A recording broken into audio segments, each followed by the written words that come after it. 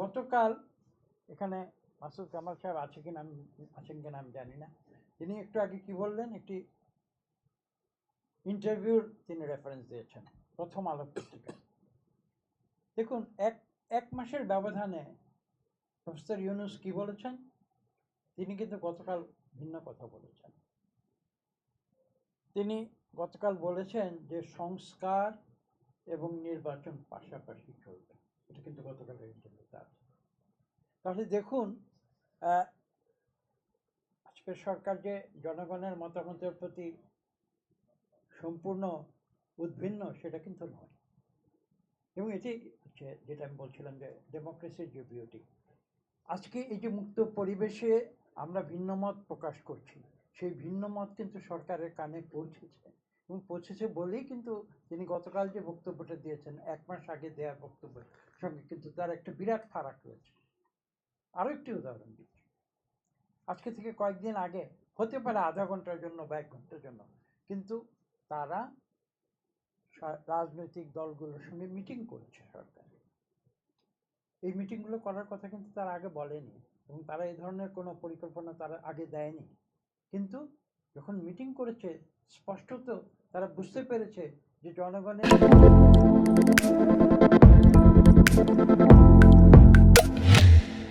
ইচ্ছা ভিন্ন, এবং সেই জনগণের ভিন্ন ইচ্ছার প্রতিফলন হিসেবেই কিন্তু তারা রাজনৈতিক দলগুলোর সঙ্গে বসেছে, আলোচনা করেছে। কাজে আমি আজকে যে কথাটি বলতে এসেছি যে দেখুন, একটি সরকার ছাত্র জনতার যে বিপ্লব, সেই বিপ্লবের ফলশ্রুতিতে এসেছে, তাদের দায়িত্ব কিন্তু অত্যন্ত কঠিন। এবং এরকম কোনো পলিটিক্যাল সায়েন্সের টেক্সট বুকে লেখা নেই যে এ ধরনের একটি সরকার কিভাবে সরকার পরিচালনা করবে। সেখানে সংসদের কিভাবে করা যায় সেটা আছে, উচ্চ কক্ষ নিম্ন কক্ষের কথা আছে, একটা ইউনিটারি গভর্নমেন্ট তার কথা আছে, ফেডারেটেড গভর্নমেন্টের কথা আছে। কিন্তু এ ধরনের বিপ্লবের পরে যে একটি সরকার আসবে, সেই সরকার কিভাবে পরিচালিত হবে, সেই প্রেসক্রিপশন কিন্তু পলিটিক্যাল সায়েন্সের টেক্সট বুকে দেওয়া নাই। তো সেই কথাটি কিন্তু আমাদের মনে রাখতে হবে। আজকের সরকার যে কাজগুলো করছে, সে কাজগুলো তারা এমনভাবে করবে সেটা জনগণ আশা করে, যে জনগণের যে মতামত সেটাকে তারা বিবেচনায় নিয়েই করবে। এবং কিছু কিছু উদাহরণ আমরা পেয়েছি যে এই সরকার কিন্তু জনগণের মতামত নিয়েই চলছে, একেবারে যে জনগণের মতামত সম্বন্ধে তারা উদ্ভিন্ন সেরকম কিন্তু দেখা যাচ্ছে না। এরপরে সামনে আরও কি হবে সেটা আমরা অপেক্ষা করব, আমরা দেখব, লক্ষ্য করব। হ্যাঁ, হয়েছে 2 মাস হয়ে গিয়েছে, এবং এটা অনেকেই বলেছেন যে একটি অন্তর্বর্তীকালীন সরকারের জন্য 2 মাস কিন্তু দীর্ঘ সময়। আমি একটু পুরনো উদাহরণ দিতে চাই। 1991 সালের কথা দেখুন। 1991 সালে কিন্তু জাস্টিস শাহাবুদ্দিন সাহেব একটি সরকার গঠন করেছিলেন, অন্তর্বর্তীকালীন সরকার, এবং সেই সরকার কিন্তু মেয়াদ ছিল 3 মাস 90 দিন। এবং সেই 90 দিনের ভিতরে কিন্তু তিনি শুধু সংস্কার সংক্রান্ত কিছু কাজ করেননি। আপনাদের মনে আছে, আমার যদি ভুল না হয়ে থাকে 8টি বা 10টি কমিশন তিনি নিয়োগ করেছিলেন, এবং তারা সেই 90 দিনের ভেতরেই কিন্তু তারা সুপারিশমালা দিয়েছিল। এই সুপারিশমালাগুলো কিন্তু তখনকার যে অন্তর্বর্তীকালীন সরকার, তারা কিন্তু বলেনি যে তারা সেই সুপারিশ বাস্তবায়ন করবে।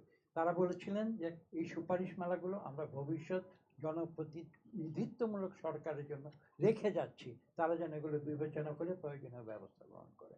কাজে আমাদের তো প্রেসিডেন্স রয়েছে, পুরনো উদাহরণ রয়েছে, এবং সেই 90 দিনের ভিতরেই কিন্তু ইনি সর্বজন গ্রাহ্য একটি নির্বাচন তিনি সম্পন্ন করেছেন।